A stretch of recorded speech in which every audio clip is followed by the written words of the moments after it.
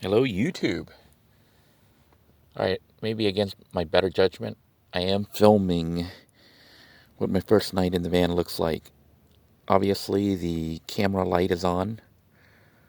Um, that kind of gives me away. It could end up blowing my stealth because anyone outside might see this really bright light in here.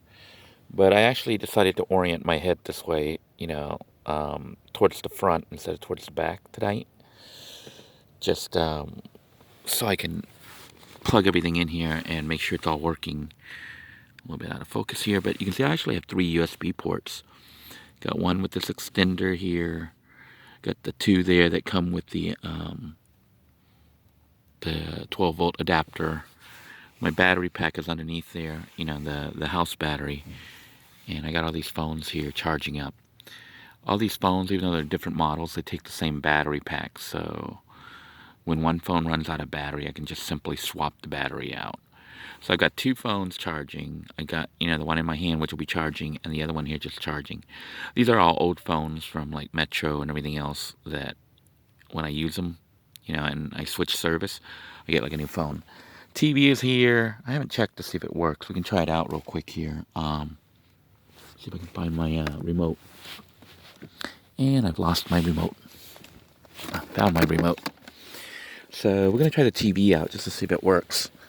TV is hooked up to the 12-volt system, just to show you what things look like in here.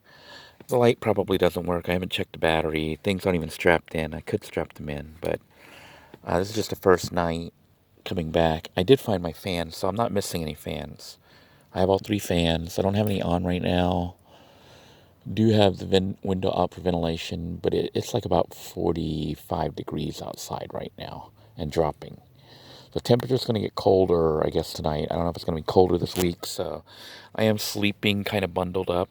My jacket. Have my little comfort food here, which is just some M&Ms. And I don't know if my temperature thing here is working. You can see this is all messed up. It needs new batteries. So I will need to reset that and get my new batteries. Kind of interesting to see the layout from this end. With my feet heading that way instead of towards the front. So tonight I'm sleeping with my feet towards the back. And I might try this for a while and see if I like this layout or the other way better. I guess it just depends. Well, let's try the TV out and see if it works since we're blowing our cover anyways. See the light can shine through there and people might see me in here. So I hit the switch on and we're going to see if we can get any TV reception. Alright, TV's coming on. Let's turn the sound down a little bit. Oh, we got some TV here. So I'm picking things up. I didn't reprogram the TV. So you can see it's not like I'm living primitive. I'm actually I could be fairly comfortable. I just can't stand up. I gotta lay down. Now, if I'm watching TV, I guess I can lay like this and watch it quietly. There's a lot of channels on here. I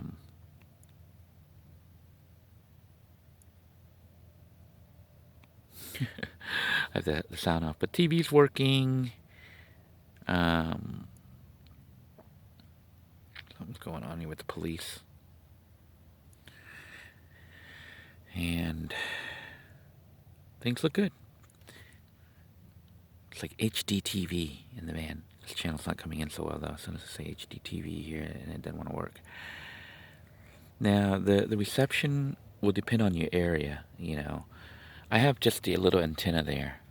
It's a little plug-in antenna. It's not amplified or anything. And I'm just checking to see what channels I have here. I don't really watch too much TV when I'm living in the van.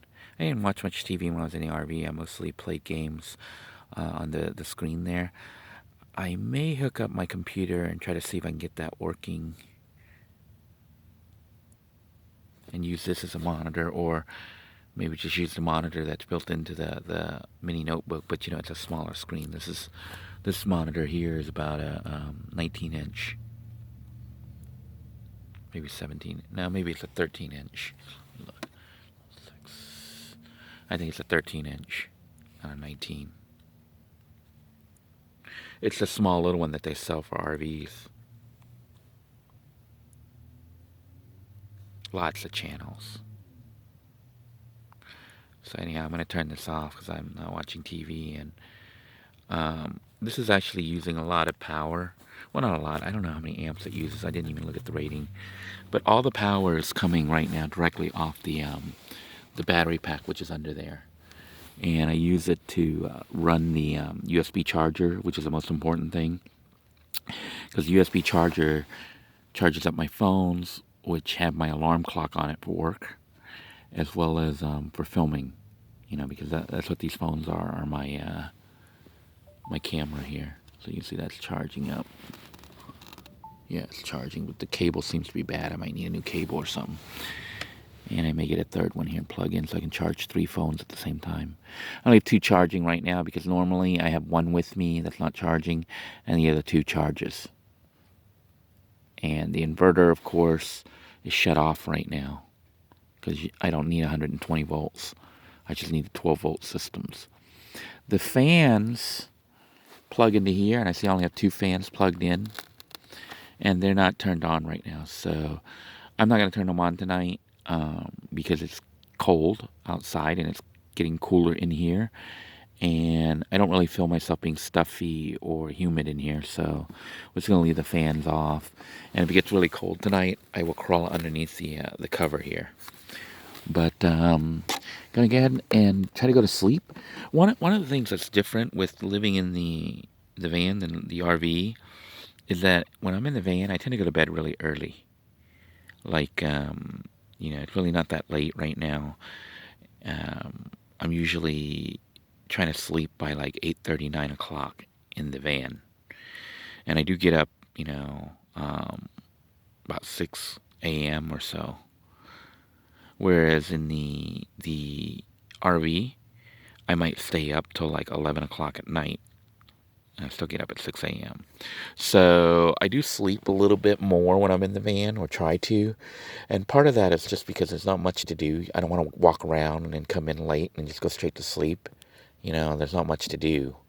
The other thing is that generally when you sleep in the van, or when I sleep in the van at least, I get woken up sometimes, you know, if I'm in an urban environment and cars are going by, weird sounds, you know, or of course the police knock. I hope I don't get a police knock tonight, but I could, you know. So I basically try to give myself a little bit more sleep time than I would when you're in the RV. It's a bit more secure. See, that's one of the difference. One of the major differences. I guess the other difference is just that you know, in the van, because this is a minivan, I can't walk around and stuff. So when I seal myself back here into the back area, you can see I have it all like curtained off. The whole area is like all curtained out. And I got these are the original curtains from the original build. They're still functional. I'm debating if I want to get new curtains. If I redo all the curtains, it could cost me as much as about $20 to $40, or maybe about $40, maybe even 50, depending on how, you know, if I get the blackout curtains like this. They look fine on the other side, they're black, and on this side they're kind of worn.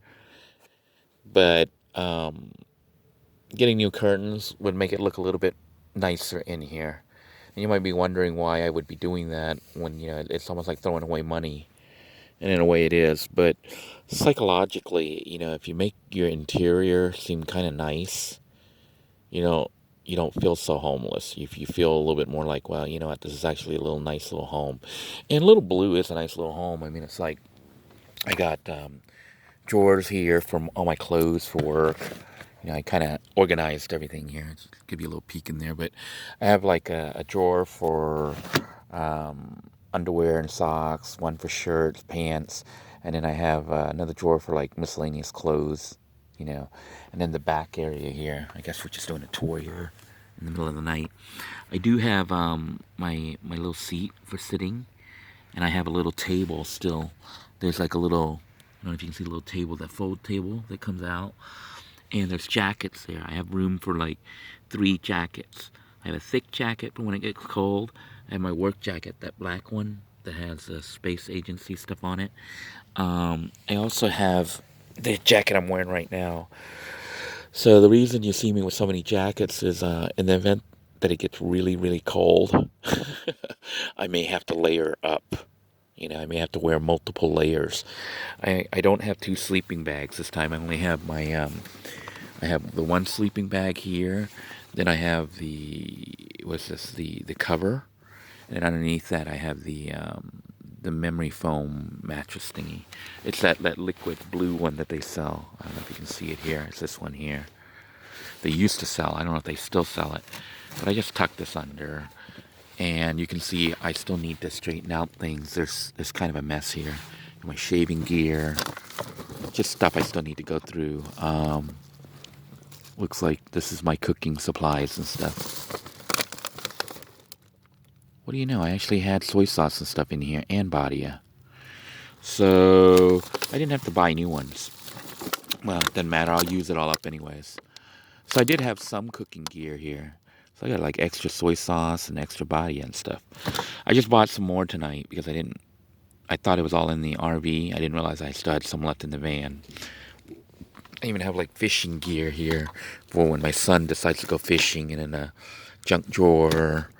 Of course, portable bathroom. So basically, I think I'm okay. I think I have everything. So far, I haven't found anything that I'm missing. I may want to get new batteries for my smoke detector. Other than that, I think I'm good to go. It's a good thing this van didn't get stripped apart.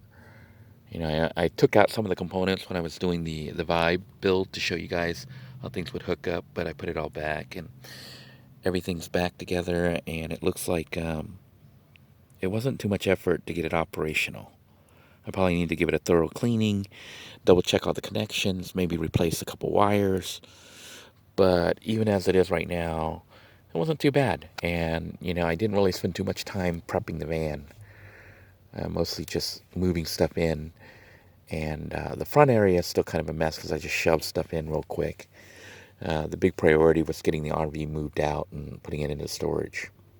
Well, I hope this preview, this little clip here, will give you an idea what it's like being back in the van again for the first time in pretty much 5 or 6 months. Yeah. You know, since I got the RV, other than, you know, when I was trying to head down to South Florida, I mean, that was so complicated, but that was like 5 months ago.